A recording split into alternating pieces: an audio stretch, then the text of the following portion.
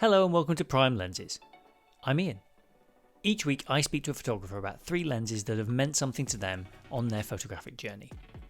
It's unashamedly gear chat, but hopefully focused more on the images made with that gear than performance metrics and graphs.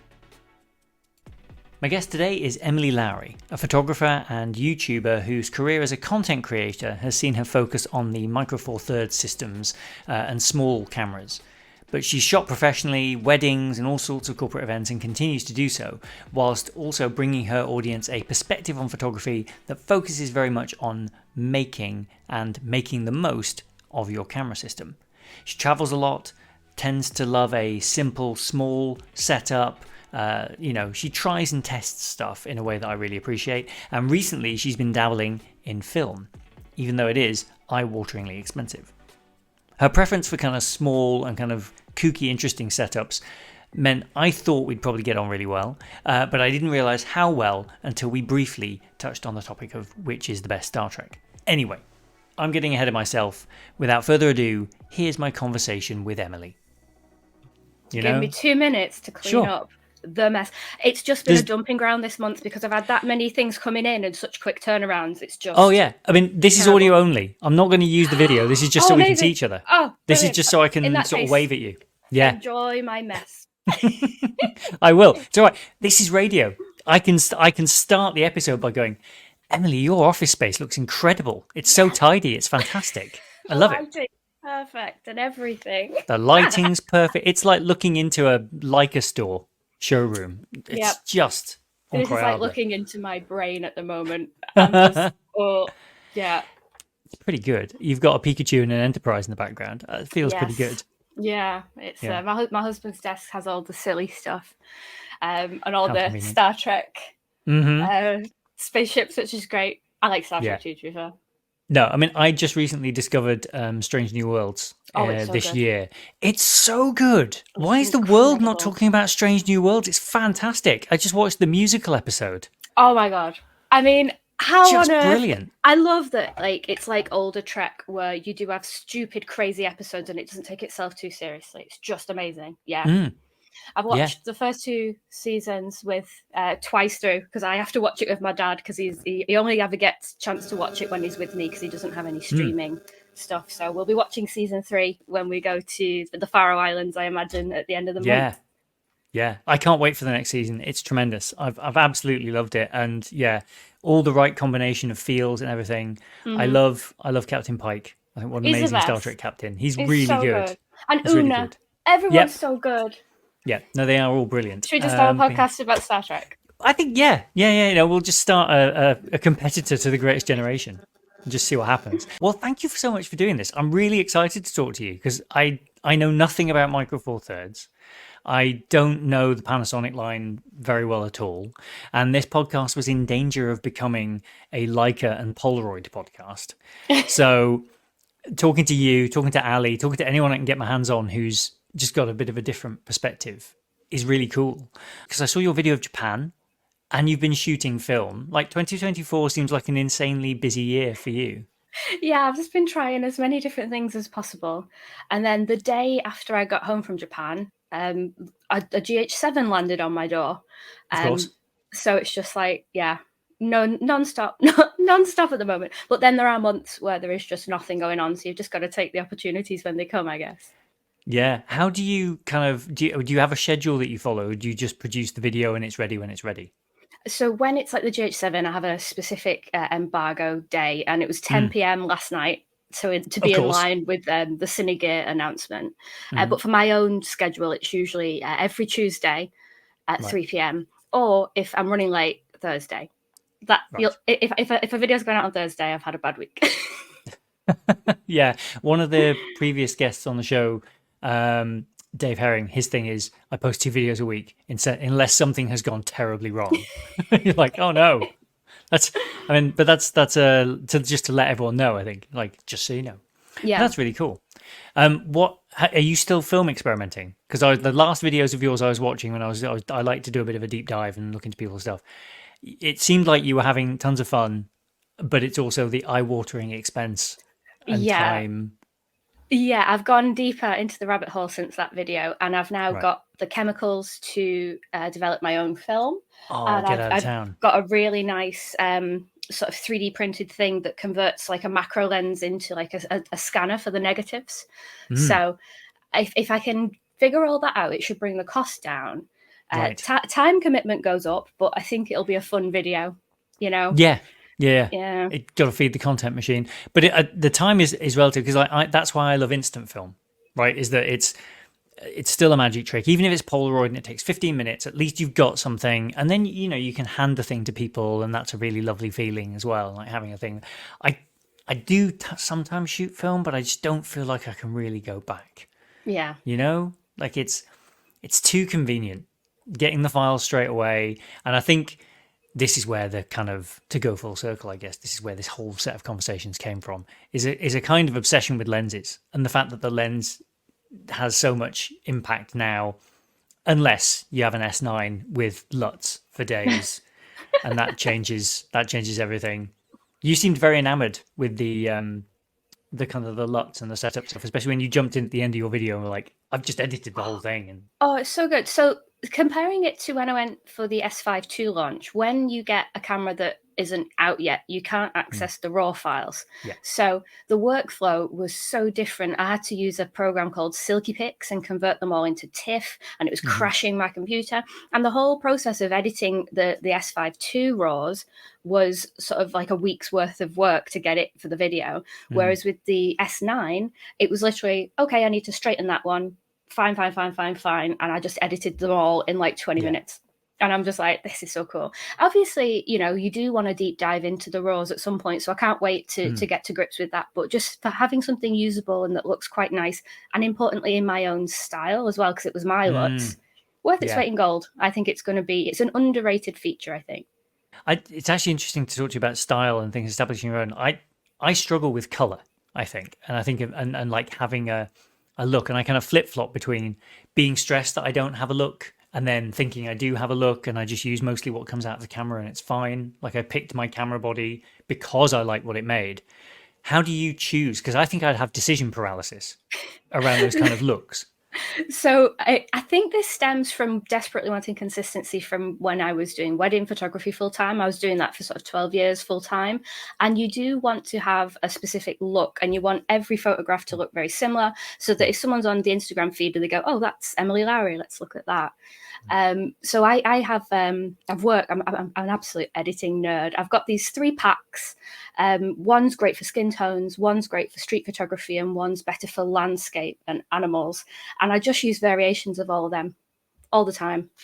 Yeah. And I feel like they all look semi-cohesive, even though they do go off in different directions. I can totally appreciate that someone is coming to you because Emily makes things like that. And they, so the S9 makes all the sense in all the world, exactly. In that scenario.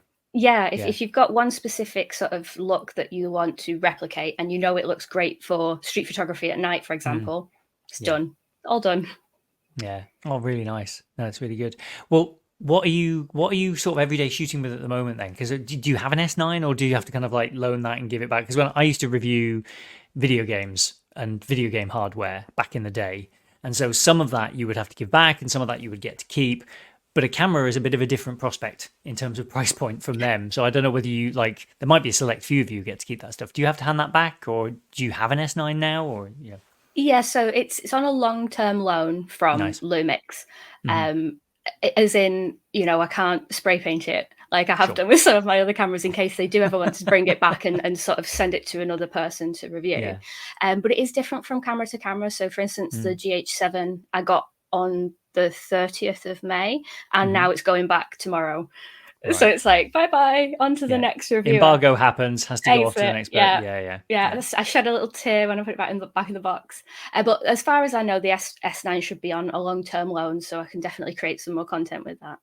Oh, nice. And have you found that people, because is that in people's hands yet? So presumably you talked about your LUTs and stuff like that you sell. Do you see a spike in interest in the kind of preset LUT stuff when things like this come out? I do. I was really blown away by it, actually. From my review video from the S9, I was just showcasing my streetwise LUT that was on all of my photos. And yeah, a lot of people went to my website and bought the presets on the back of that, maybe in preparation for them getting an S9, or they work in Lightroom as well. Maybe they just like the look of it, which is quite flattering. Yeah, that's really good. Do you think how many of those do you make? Do you have a plan to like make more? Is there like a plan as part of the content stuff? Do you have like your grand Emily board with red bits of string and here's the year plan and all the products I'm going to release, or do you kind of like find it as it comes? Oh, so for my presets, it is those 3 packs. I sell all 3 on my website, and I've used them extensively for years and years and years and tweaked them over the years. And that's what I continue to use for a long time to come. So unless I was very tempted to bring out a safari pack when I went to Kenya last September, because it was tweaking to get sort of the tones of like lion's fur, for example, isn't something that is very easily done in an average preset. But no, I just think keeping it the same and showing people that I use it every single day gives them faith in it as well, I think. In terms of the roadmap, I'm trying to get some workshops done. I get so many questions about editing and composition, and I just don't think YouTube is the right place for that sometimes, because tutorial videos tend to tank. Gear videos do very well. So if I can find a space on my website for some workshops, then people can check those out as well. Yeah, no, it's nice. I think Gear Chat it's funny. Everyone sort of pretends to hate Gear Chat, but then you get into a bit of Gear Chat, and it's been brilliant. Sort of, I've been able to say to my wife like, "Oh, this person said yes, and this person said yes," and she's like, "Why are they saying yes?" And I think some of it is that just everyone fancies a bit of a Gear Chat. Like so it's quite nice. It's quite nice to sit down with people and go, "What do you use? I use one of these. I think the king of lenses is 35 f2.8 Zeiss."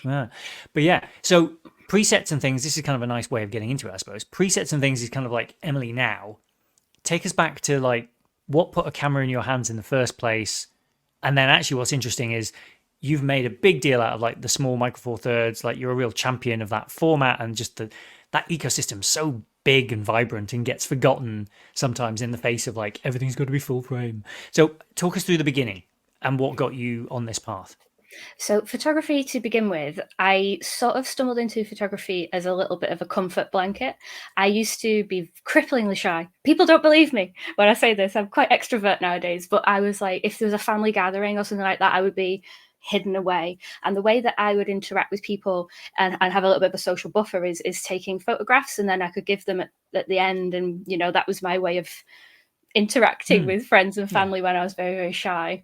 In terms of moving into Micro Four Thirds, I fell in love with the look and the aesthetic of the Olympus Pen F, and just thought, my goodness, the lenses are tiny. This is so nice. And going back to like my anxiety phase, having a camera with me every day was very important. So I think I was like the everyday carry person before it became a thing.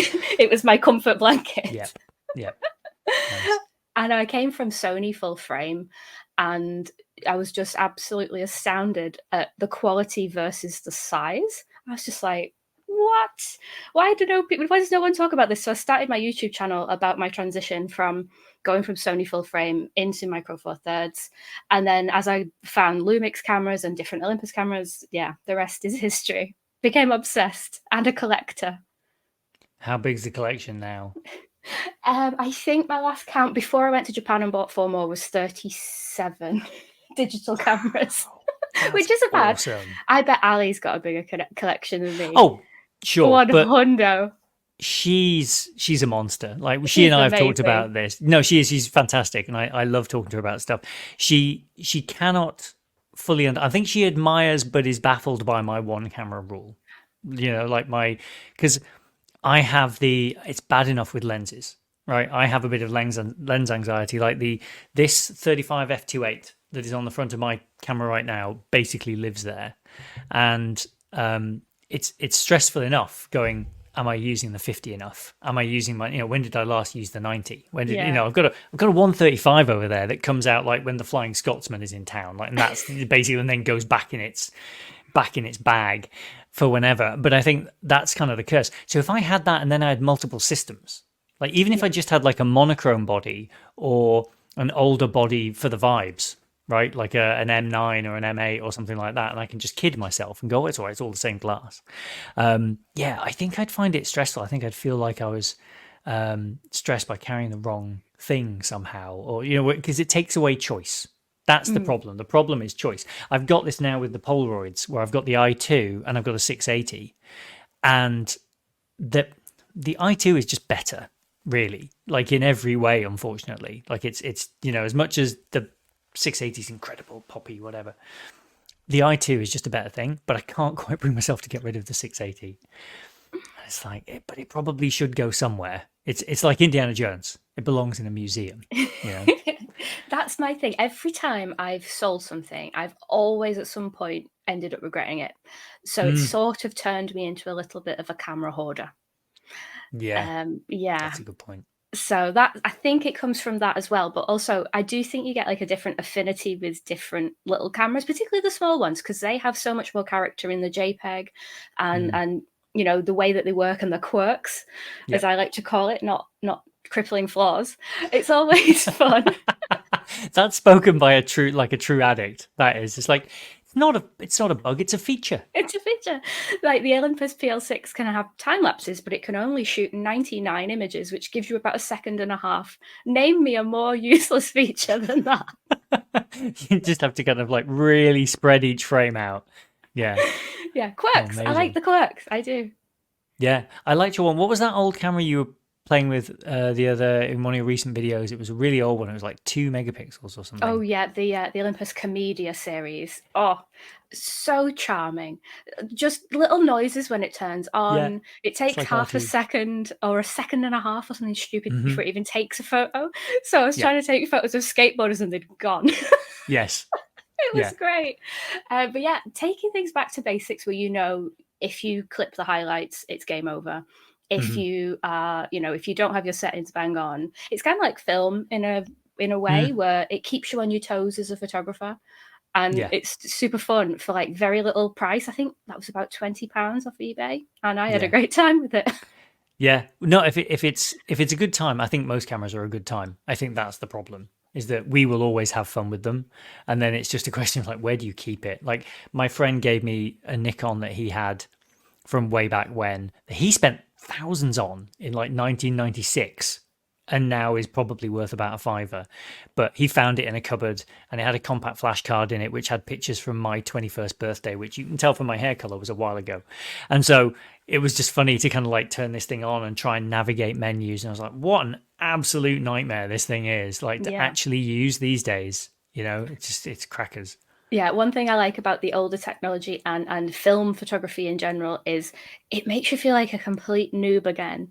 You do have to know your exposure triangle. You do have to know your manual settings without thinking. And I'm a sucker for just sticking something in shutter speed priority and letting the camera deal with it. So it's nice to know that I still have the fundamentals when I take older kit out. Yeah, no, it's like the bit in the movie where someone comes out of retirement. Emily comes out of retirement, a grizzled war hero. She's like, okay, I'll do this one more time. Yeah. Yeah, that's it. Exactly. Oh, nice. Well, when you're not shooting with that stuff, then, as a segue onto your first lens choice for today, do you want to tell people listening what your first one of your 3 is? Because it's not quite as vintage as a 2 megapixel. But my most one of my favorite wide angle lenses in the Micro Four Thirds system is the Olympus 9-18, and it is plastic fantastic. It's very, very small. It's very, very light, but my goodness, the photos are so sharp. And if you pair that with a small enough camera body, it's just incredible. Yeah, it's my favorite wide angle lens on the Micro Four Thirds system, I think. How many bodies have you got you can use that with then? Because there's that where's the choice? Like, where's the sweet spot?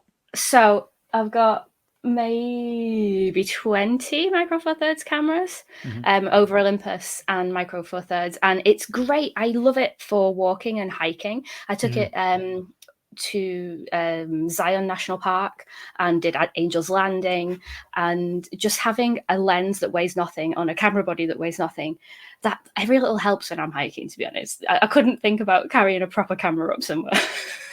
No, this is the thing with like my M. Like I got the newer one that's lighter, And it does make a massive difference. Like if you get to the end of the day and you're just not weighed down by this thing, it also means you'll take it places. Exactly. If rather than like, right, okay, or the weight saving offsets the weight of an old lens. Like then I can Yes. justify my vintage one, or Yes, you and know, one thing that I rave about in the Micro Four Thirds community is because the lenses are so small, you can have a just in case lens, and you may never right. consider taking out a wide angle lens because they're usually larger and heavier. But if Mhm. you can get one that's sort of tiny and really, really light, you can stick it in your bag or even your handbag if you're Yeah. going out minimal, and you've got lens choices without adding any extra weight to your overall kit. And I find that very appealing. Yeah, that's really good. I was trying to advise my sister-in-law recently because she wanted to get a camera, and we were looking at 4/3 systems. In the end, we went with the Nikon one because Mm, there's a kind of nice. They're available. They tend to come together as a kit. They tend to have been kept quite nicely. They're not they're not very heavy. They're very, they're really small. There's a good price point to kind of performance thing there. The autofocus is ridiculous for some reason. It was like Nikon really focused on that, like it's really good autofocus speed. But what if there's someone listening now who fancies like a small setup as a kind of travel one? And I'm thinking, to be honest, a bit about my stepdad, who's been wrestling with this a little bit, like wants a really small travel camera but values interchangeable lenses. Is there a body that you tend to point people towards as a kind of good go-to? yeah, so if having an electronic viewfinder is a deal breaker, then the Mm, G100 is right. a really nice sort of. Don't use it for video. It's not great for video, but it's really, really Mm, good for photo. It has the newer 20 megapixel Micro Four Thirds sensor. It has a nice grip. It has an EVF. It has a flippy screen, and mm. it's very, very light. It is a plastic. It's a more plastic build quality. Yeah. Quirk Quirk feature, feature. not bug. Not a bug. It's a feature because it's very light. It's not a Yeah. bug because it's very fragile. Mm, But no, it's yeah. a very, very good camera. And the one that I tend to talk about a lot, to the point where I think I've dried up the used market entirely, is Right. the Lumix GX 800, Right. which you can get for 200, £300 at the Mm, absolute most. Comes in fun colors, has yeah. Wi-Fi features, interchangeable lenses, flippy screen, time lapse features, everything you need. You can More get than 90? more than 90, unlimited on Lumix because they're not insane. But yeah, I'm always astounded by the spec that you can get for the price with older cameras. And it shoots raw. You can get amazing photographs out of it. And I always say you don't have to spend the earth if you want to get into photography. It's more important to get out there and start learning about the things that matter, like composition and training your eye and learning your Mm, settings. yeah, definitely. There's John, who I had on recently, was talking about just holding his camera a lot of the time. And it's like taking your rifle apart and putting it back together with a blindfold on. Like just Yeah. knowing where all the buttons are, knowing how to drive the thing just makes all the difference. Because then it means when you're there in the moment and you do want that photo of a skateboarder, you're ready. You're like, I've trained for this. I don't know why every reference I'm making is a military one. I think it's because we started talking about Star Trek at the beginning, maybe, or something, and it's in my No, mind now. I'm all here for it. I had a similar sort of learning curve. I was reviewing the Fujifilm X100 V recently, and Mm, because the shutter speed is a dial on the top, when I did need to sort of quickly sort of ramp up the shutter speed, I was like, where is it at the top? yeah, Whereas I'm so used to it just being on a back dial. Um, yeah. so yeah, it is just knowing where everything is inside out that is more important than hopping around and thinking that throwing money at the problem will solve it.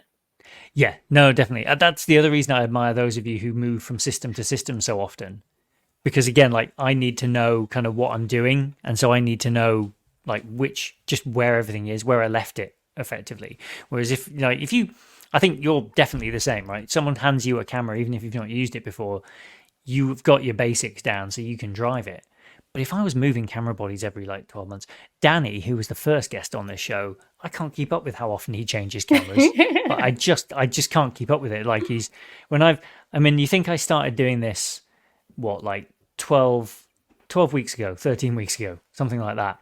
In that time, that man has sold, purchased, and I think sold again a Q of various types, whether it was a Q or a Q3 or whatever. And it's like, I cannot keep up, Danny.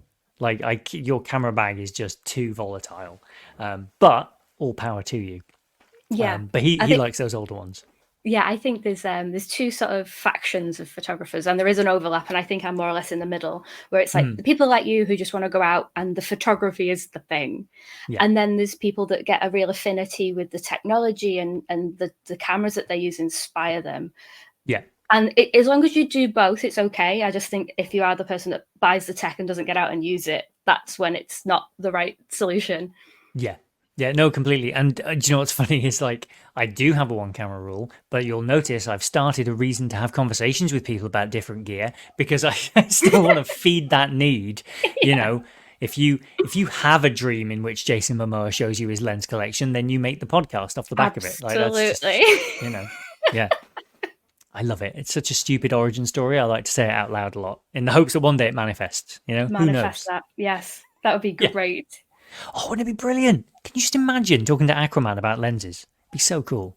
Yeah, I reckon he would be very enthusiastic. Yes, no, for sure. The most enthusiastic. I think that seems to be his brand from what I've seen. Have you seen the Guinness advert he made? Yeah. Brilliant. So absolutely good. Brilliant. It's like he's like 1% Irish. It's so good. It's like one of the extras in it is more and more. Or something. Yeah. Like, it's such a good video. I think it's very much a family affair with him. Like I think he's like the rising tide will raise all boats, but first off, it's going to raise the boats near me, and just because that's a nice way to do things. And I think people who do that sort of thing keep family really close. It probably stops them being some sort of horrible media monster. Like, because I suspect there comes a point when you've, I don't know, been in Game of Thrones and been Aquaman, that maybe the people around you, you know, you need to make sure they're good people, because otherwise it could go wrong. You know, and there's no shortage of like versions of that story, I think, where it's gone really wrong. Thankfully. So you and I don't think going to be burdened with those sorts of challenges somehow. Like I can't see myself having to like say yes or no to a movie at a certain point in the future.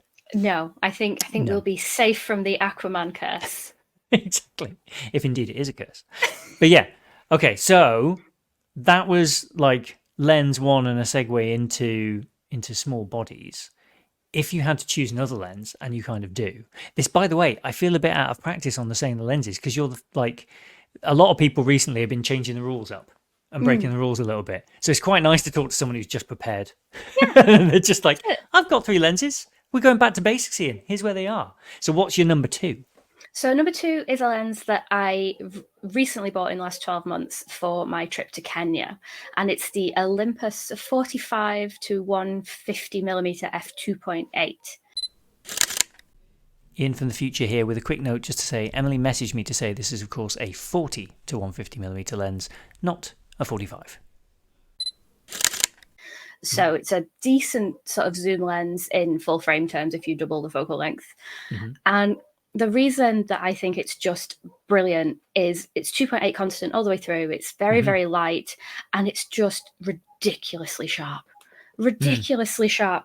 You know, you can crop straight into sort of all the details on like the elephant's skin, for example. It's absolutely brilliant. And one thing when I was on safari was I didn't realize how close to the animals you would get. So I had like a 100 to 400 thinking I'd be using that all the time. And I actually ended up using this 45 to 150 a heck of a lot more, because they weren't shy. No, I guess they must just see humans all the time and know that they're not generally a threat. Wow, that's really cool. What was it? You mentioned elephants and lions. What was your favorite thing to see? Oh, right.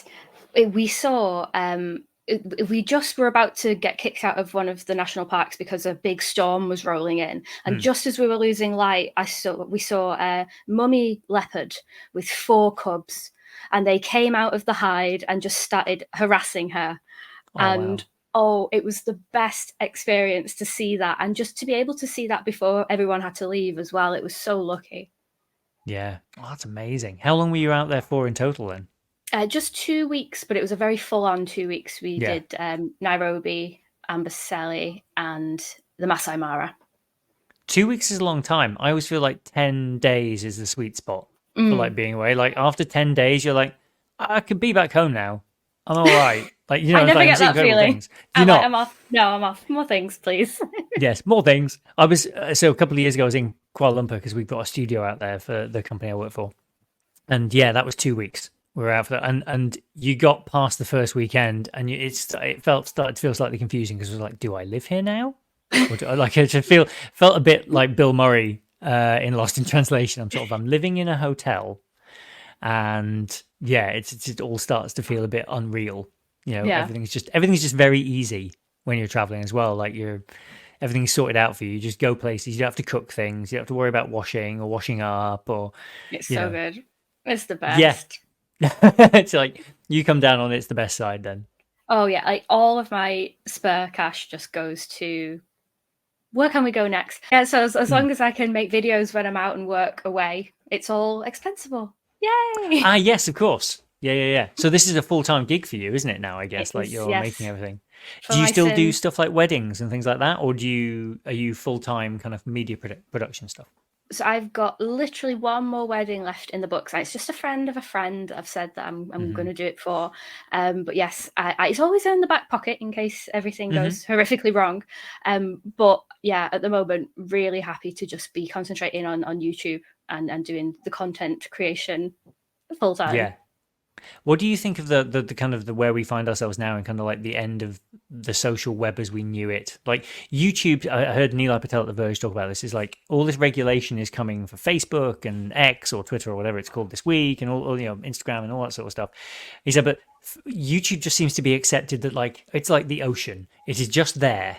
And no one seems to be kind of like, even though it's maybe just as much of a monopoly as the other things, like how do you think about building a business on other people's business models, knowing that they can just change the rules whenever they feel like it? Yeah, I think it's quite scary. I think YouTube is by far the best place for creators to go in terms of longevity for their content. A lot of my viewers might watch something that's 6 months old, for example, whereas if you are putting posts on Instagram, it feels like the next day it's old news and no one sees it ever Yeah. again. Yeah. But I do think it is a little bit scary, which is why this year I've really concentrated on building my mailing list and my website, just so I've got direct contact with people that, Yes. watch my stuff. Yeah, you start to build that thing. It was the founder of Wired, wasn't it? Who talked about 1,000 fans. That's all you need. And now, in fact, there's a really good talk. I don't know if you've seen it, by the guy that founded Patreon, Jack, whatever his name is, the Pamplemousse guy. Yeah, he's And it super was just cool. great. Yeah, brilliant. And just seeing him recount that story of like 2011 onwards, and years and years of playing gigs to empty rooms, and then suddenly YouTube arrives, and it's this whole new thing, and you start to build a direct relationship with an audience, and that whole thing seemed like a roller coaster. And so, his big takeaway message is like, we can build a structure that supports creative people and them getting paid directly by people who want to consume that content, but we have to support it you have to build it to do that. You can't just hope Yeah. that happens. And the algorithmic approach kind of has failed creators a little bit to some extent. It's sort of, like you said, the new stuff takes over, or popular stuff. You never get to see stuff that isn't popular. Yeah. So how can it become popular? Exactly. And I do think it does lend to people jumping on trends a lot more, because almost sometimes you do feel like you have to play the algorithm game. I just want to go out and take photos and be a nerd and talk about tiny cameras. And sometimes you do feel like you need to be like, this is going to change everything. Dun, dun, dun. I'm like, no, Why it's a do we have to $200 do camera. that? Yeah, Exactly. This 200, but that's the other thing. Like, I've seen your videos and I've seen George and Ali's videos, and I go back to them and I'm like, oh, that looks like a cool camera. And then I look it up on eBay and I'm always too late.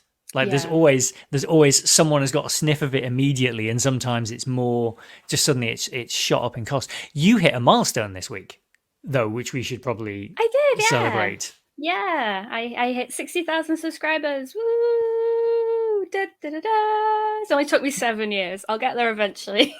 Nice. Well, you say that. You see, some of us have got a newsletter with 32 subscribers right now. So that's incredible. That's so good. It's all right. I'll take it. I just I think because we're doing this for fun, right? Like I've said on previous episodes, I'm not actually looking at the numbers. The newsletter one just is in front of me because every time I go and write a newsletter, it tells me how many people it's going to. So I can't avoid that one.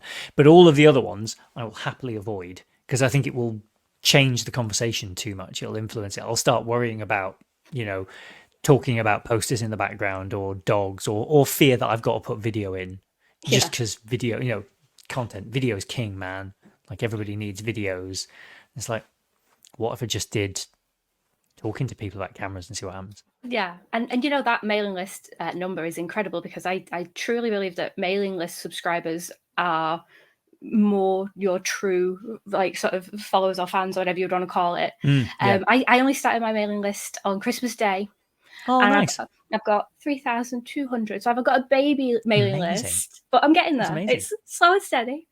Yeah. No, that's really good. And I think you're absolutely right. If you've got those people to talk to, then when you're like, hey, I've tweaked these presets, I've tweaked these things. Like if you want to learn things or whatever, or you want to come to my workshop, then it just means you've got those people you can go and approach. And then it'll take you ages to do workshops with 3,000 people. Like that's years worth of work just talking those guys through it. If you ever do one on color and establishing your own look, please let me know, because that's I think where that's the bit of my brain that just doesn't work. I've only just unlocked. I don't know if you've read it, Joel Meyewitz's book, A Question of Color. No, but sounds interesting. It's really, really good. Yeah, so it's really good. I mean, it's on. You can pick up a used copy or whatever, like I did on Amazon. It's like 10 quid or something. But basically, what he did, when he was first shooting, the guy in the shop said black and white or color for film, and he was like, "Oh, don't really know," because he was just starting out. And at a certain point, he was like enjoying black and white, but also enjoying color, and he didn't really know which way to go. So what he did, because he's a madman and it's brilliant, he had two bodies, one with color, one with black and white, and he would, as close as possible, take the same shot with both cameras and then look at them afterwards to try and make up his mind as to which one he wanted to go down. And what's brilliant about the book, I don't know if you know anyone who's ever read the Alan Carr book on quitting smoking, but so interesting book. I've never read it because I never smoked. But when you read it, he says, don't quit smoking while you're reading the book, and then there will just come a point when you'll stop, right? Right. And this book is almost like that, but for color on black and white. Like there comes a point in the book where I was sitting on a plane reading it, and I was just like, this just makes sense. Why am I ever shooting black and white? And I love black and white photography, but it's really kind of changed something in my brain just around color and just thinking about color. And so I think books like that, like books have got to be the thing a lot of the time, I think, as you're trying to develop your photography, like, because it just feeds the part of your brain, I think, that kind of, what do you get your inspiration and feeding like that sort of stuff from books or from Instagram, or like where do you find your inputs to your processes? I'm really enjoying picking up like zines and things at the moment from fellow photographers. When I was in Tokyo with Lumix, I went to Roman Fox's exhibit about street photography in Tokyo, and I met loads of cool photographers in there. It wasn't just him, it was like an exhibit of loads of different people, and it was so inspiring. Some people were, I loved how you could see the same place in so many different angles. Like there's some people that were doing long exposures with just black and white, and then there were some people that were really leaning into the neon and the color. And I bought that magazine, and I've just been flipping through it and going, I've got so much to learn. That's what I love about photography, though. It's a lifetime's pursuit, isn't it? Yeah. Do you print stuff at all, or do you look at stuff on screens mostly? Screens 90% of the time, but I had a chat with the gent in there who was created the whole thing, and he's like, I'm going to message you some printer advice because it changes everything when you can see it and see how colours are rendered, not through the influence of screens. So yeah, that's on my to-do list. Yeah. I think that and books. Dan Milner, who was on a previous episode, is a creative evangelist at Blurb. And it's the thing he tries to drill into people, I think, more than anything, is to like handle your work and look at prints and look at, like really, because you can't hide once it's printed. And his thing is all like proper photographers print stuff, and like, other ones are just scared of it. Seeing things big, it's such an interesting thing, because there is once or twice where I'm posting something on Instagram and I'm like, people are seeing this in 1080p on a mobile phone. They won't notice that piece of rubbish in the corner or something. And then if it was on like an A3 print, it would just be glaringly obvious. Do you like to remove stuff like that, though? Because increasingly, and maybe it's an age laziness thing as well, but increasingly I want to just leave that stuff in. It was there, Yeah, I think it depends on the story you're trying to tell. Like if it's street photography and it's a very candid sort of moment in time that you're capturing, then yes, leave flaws and all in. But I think if you have something that's otherwise just blooming perfect and there's just one distraction that doesn't serve the story, I'm not a purist. Get rid of it. Get rid of it. Yeah, it can go. It's fine. Once you're scanning your own developed negatives. Yeah. Then I have to stick. I'll be tidying up the scenes and thinking a little bit more consciously. Yeah. Well, I guess on that, what is your edit process? Because there's lots of talk of like people use tablets and people use desktops and people are like, what's your preferred kind of workflow for this sort of thing? What do you like to do? So when I did weddings a lot of the time, I did use an iPad Pro extensively. It was just so handy to have the smart previews on the iPad. You could do it when you're traveling, you could do it in your hotel room. And, it's quite monotonous and repetitive doing sort of wedding stuff. So like tablets for that, I think is great. But for what I do at the moment, I've got like a dual monitor setup. One's like a matte screen and one's my Apple OLED, which I think is actually really accurate for the colors. I do highly rate them for that. So yeah, editing on laptop with 2 screens for reference, and then I will send it to my phone just to double check. Yeah, because screens are a little bit tricky, aren't they? They show things in a different way sometimes. No, they definitely do. I mean, the color temperature can change a lot, especially when they're adaptive, like modern screens that can adapt to like, it means when you actually look at it in some other way, you're like, oh no, that's just wrong. That just doesn't look right at all. But yeah, that's really interesting that you've kind of got the reference thing going on as well. It's because it's key, isn't it? I guess, especially if you're making a preset. Exactly. It's got to look the same for everyone. Yeah. So the way that I went into that, I probably went a little bit too nerdy into it, but I found a website online where people can donate raw files, and it's free for people to download and test. So I downloaded over 200 raw files, all different cameras, all different sensor sizes, and tested them on everything just to make sure that no matter what you're coming from, it would be worth your while. Oh, wow. That's cool. Yeah. That must have been... Did you ever do a video about that? Because that seems like that would be... I probably should, shouldn't I? I should shout about that a little bit more.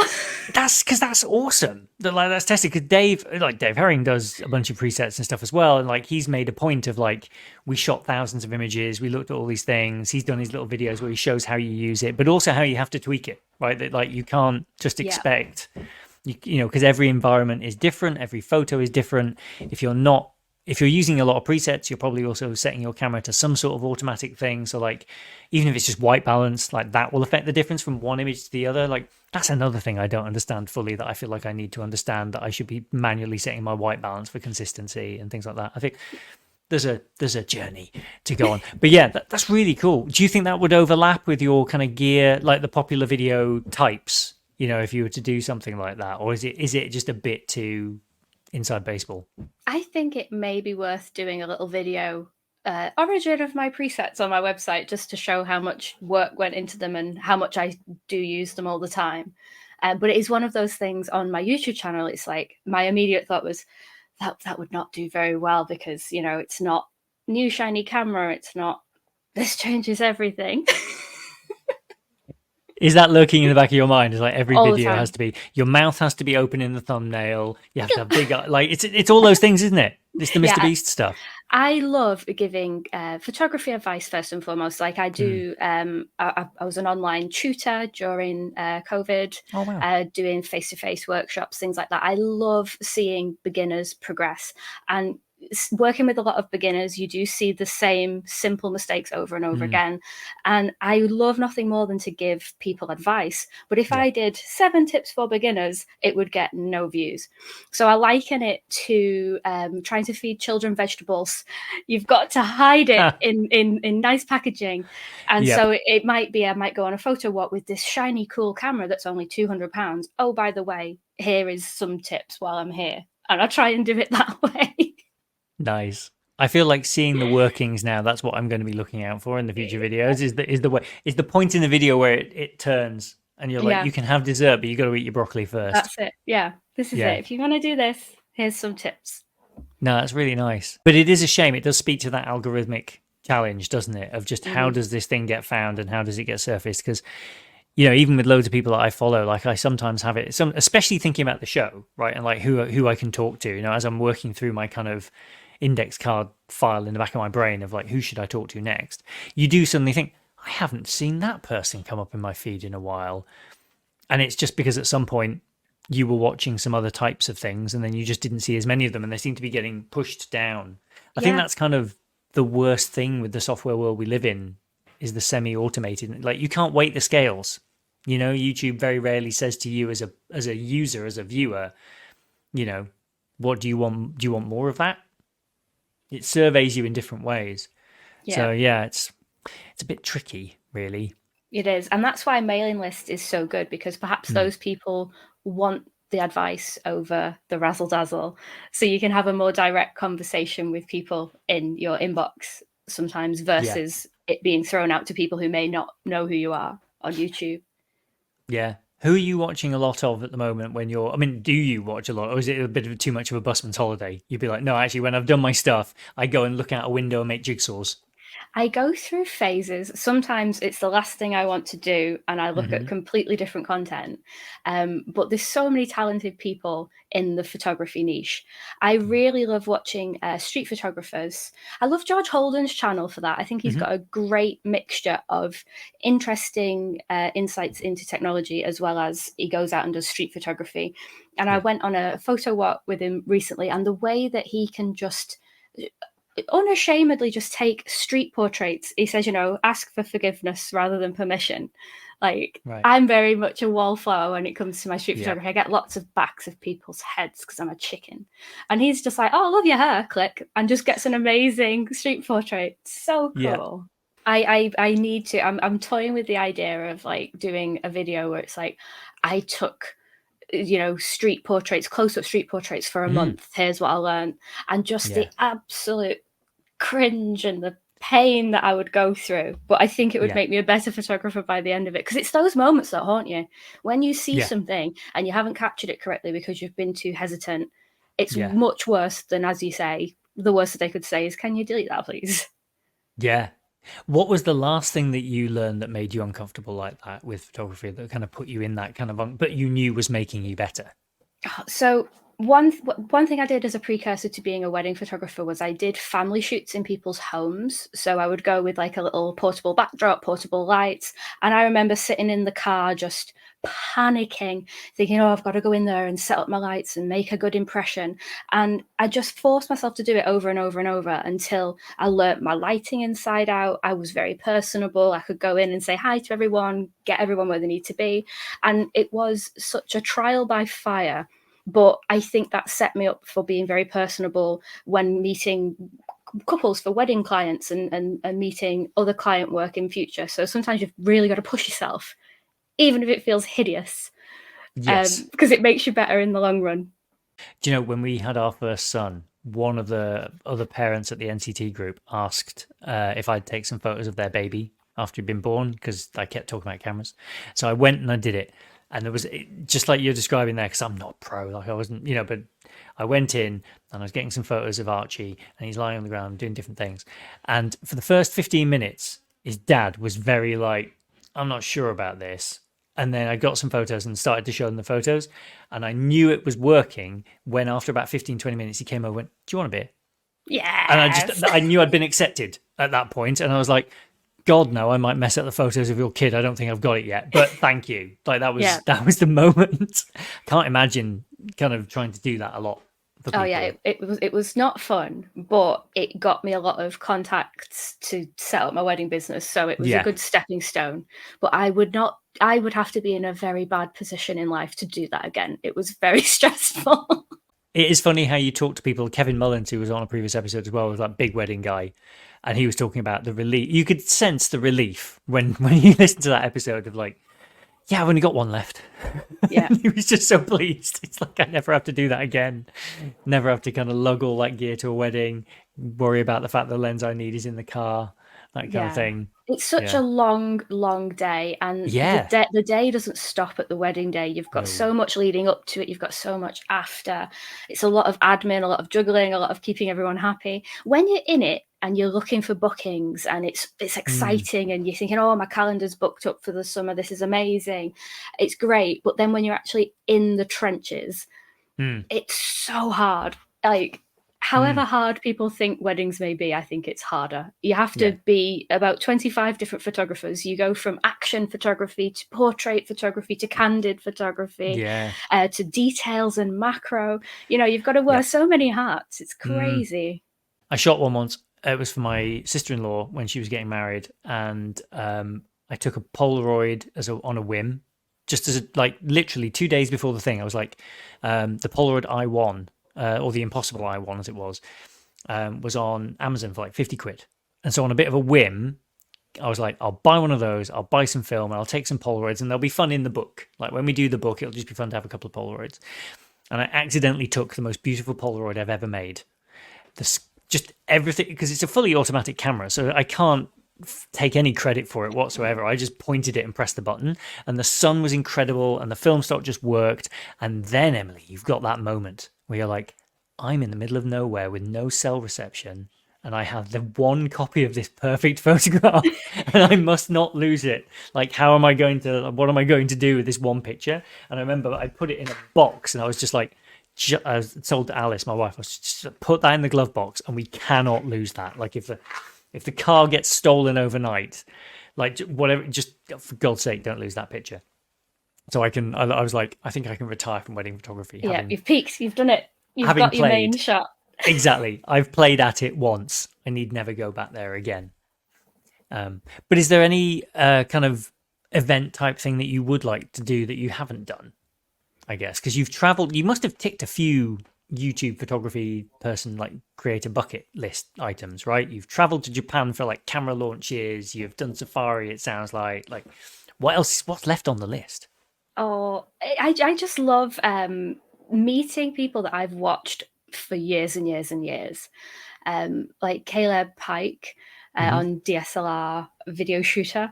I've watched his videos for years and years and years. Met him in Japan for the S5 II, and then he came over to England with his lovely wife and asked if I could do some portraits of them. So I took them on a little photo shoot around York, and it's just mad to think like. These people I've watched and learned all of my own skills from. Like I probably bought the GH5 because of Caleb, which changed my life entirely. Yeah. And now sometimes I'm in the same room with them and having the same conversations and being sat at the same table. It's just mad. It's really cool.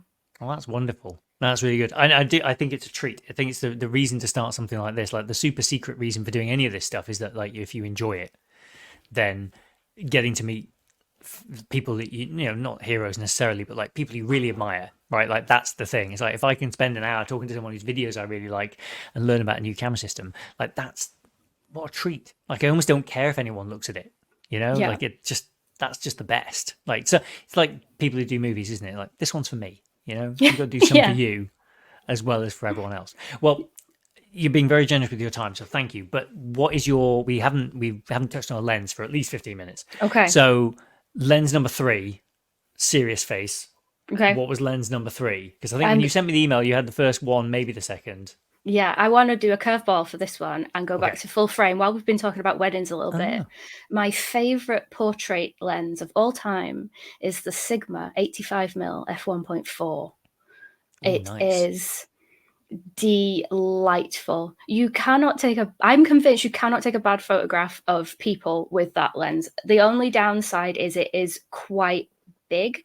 So I have subsequently, do you remember I said earlier, every time I sell something, I regret it? I sold it for the Lumix 1.8 85 because it's half the weight, half the size. Yeah. But there is just something special. Just shooting wide open that 85 is so good. I'm going to have to try and find it again one day, I think. Yeah. Which body was that on? Was that on a Canon? So I was shooting that with the original S5 and the S1, the first full frames, and then the S5 II and the 2X now. Oh, nice. That sounds dreamy and delicious. And I think if you've got those ones, your response there when remembering that lens, and so you were almost misty-eyed, like is exactly the reason for these conversations. And as someone who sold his dream lens at a certain point, loved it, and then regretted it, even though there's nothing, particularly remarkable about it, I just love it to bits. Yeah, I might encourage you to go and find that. Do they still make that lens? They do, yes. There was so there is that. Yeah, the Sigma range confuses me. There's an older version, the DG, and then the newer versions are the DN, I think. Right. And it's the newer version that has the better autofocus, etc. So, yeah, very, very nice. Yeah, that's very good. Just keep an eye on it, I guess, until it goes out of production. And if they ever stop, just grab one quick. Yeah. Because that's the worst feeling in the world, is when they stop making something and then suddenly the price goes up. Like the Olympus Pen F, my first Micro Four Thirds camera that I sold. And the price has just skyrocketed, and I just can't bring myself to buy it again because I'm a cheapskate. But I so regret selling it. Yeah. Do you find like I don't know what drives the changes sometimes in the price. You know, the way they're so volatile. Like sometimes you can look at something like I'm scared to say it out loud because I feel like it's tempting the universe. But like I was looking at M5 bodies because the M5 Leica is like the one that it's like Timothy Dalton's Aston Martin in that Bond film. It's like nobody loves that one, but somehow it's also the coolest because it's so different. Yeah. And I was looking at those, and bodies for those at one point could be had for about £1,000 because no one cared, right? And now they're going up. Now they're like 2, 3. Do you want a boxed one? That'll be 4. And I'm like, well, that's M6 money. Like now you're getting into kind of, and actually, it won't have been manufactured in 1975, so it might actually still work. You know, if you went for something newer, but it won't look cool like that one. I don't know what pushes it. I don't know what the ebb and flow is in the matrix. I think there's so few units on the used market for most cameras that it only takes one blog post or one YouTube video to shine a spotlight on something, and suddenly it's all gone. And then someone goes on and goes, wow, the last one of these sold for like £700. I'm going to put it on for 1,000. And then it just goes up and up and up. Yeah, I get comments all the time on slightly older videos where it's like, you said this was £200 and now it's £500. I'm like, it's also only came out like 7 years ago and there's about 3 of them on the used market. What do you want from me? Exactly. It was all right at the time. Like it's like you have to put that caveat on everything. You're just like, in 2020, this was all right. I didn't know there was going to be a pandemic around the corner and suddenly everything was going to kick off. That's it. I got the Leica Type 701, the silver one, for like £358 just before Christmas. And I'm looking at it now. I made a video and it did all right. It's got a couple, I think it's like 60,000 views, which is more than enough to dry up the used market for it, unfortunately. Yeah. So now it's like creeping up to £1,000 again. And it's nice and it's a Leica, but my goodness. Yeah, that was it's ridiculous. I hope it goes back down. Yeah, we had that with some friends of ours sent me some old cameras that they had kicking around because I was asking for some for the boys because I've got little boys, one's 6 and one's 10 nearly. And so a friend sent me a Fuji, I think it's the X10. So it's an integrated, brilliant little camera, fantastic. And I looked it up just out of interest and trying to get one of those used, which is the right kind of camera to give to a kid who's interested in photography because it's a proper camera, they'll learn some things. They're like 400 quid. It's like, this thing's 12 years old. It's not that it's bad, but it's definitely not great anymore. Yeah. You know, phones eclipse it in a bunch of ways. But yeah, it just seems unreasonable. I mean, now it's sitting on the floor behind me. It's now covered in Polaroid Go stickers. So it's fully owned and bashed up in a way that, you know, is wonderful. I'll send you a picture afterwards of my little boy holding it, like using it. He looks like a proper little photo gangster. It's hilarious. Like I've got these little photos of him. He's sort of holding it with it around his neck, looking around. It's very cool. That's especially so now it's covered in stickers. Yes, well, you know, they're my kids, so they're going to be a little bit camera obsessed, you know, which is quite nice. Got to be done. Oh yeah, absolutely. If you can't infect those around you with a love of cameras, then what's the point of doing it at all? That's it. I often go on photography walks with my dad. He was always a massive landscape photographer when I was very young, and he'd drag me to all these places and I would just think it was the most boring thing ever. And now I've grown up to be exactly like him. We're going to the Faroe Islands again together for a photography holiday this month to shoot the puffins, which is very exciting. No, really cool. Was he the big camera influence on you growing up, or were there other members of the family? Were there other people like showing you photography?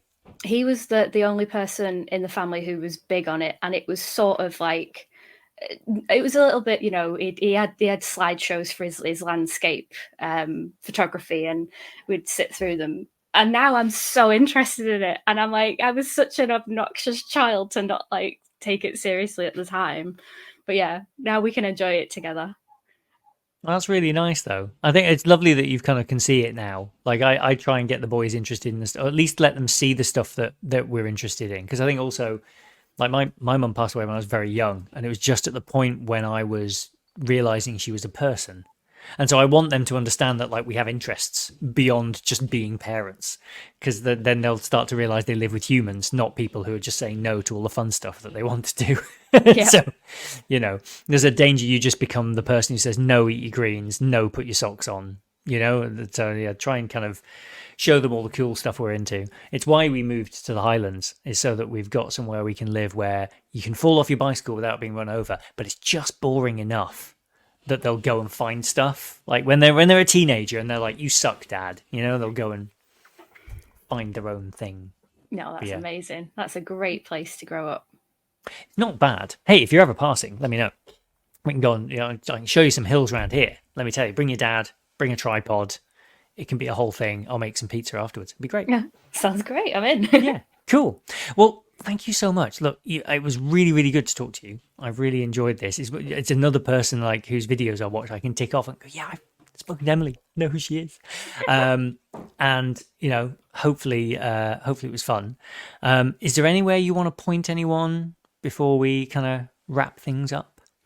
Yeah, so I do a free monthly photo contest, and there's cameras up for grabs. It's sponsored by some really nice brands. You can always get some really nice prizes. There's a Lumix Premium Compact, which is the first prize for June. All you need to do is join the mailing list and then join in the fun. There's a free critique video, and we're getting a lovely little community outside of YouTube over there, so it's really fun to see. And you can do that at microphonenerds.com.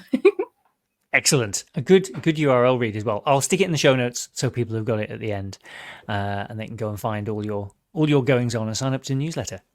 Awesome. Thank you. Oh, thanks. Well, thanks so much for doing this. I really enjoyed it. And I will, let us know if you're in the Highlands. Yes, or just come and see us. Yeah. Thank you so much for having me. It's been a pleasure. I'm always up for talking about nerdy camera things. Yes. Oh, good. Well, I'm glad. Cool. Well, have a lovely rest of the day. I'll see you soon. Awesome. Cheers. You can rate and review this series on Apple Podcasts, Spotify, or wherever you get your podcasts, and that'll help people to find the show. You can also sign up for a midweek newsletter that I've started doing. You can get that at ianfarrell.com/sign-up, and there is a link to it in the show notes as well. Thanks so much for listening, and we'll see you next time.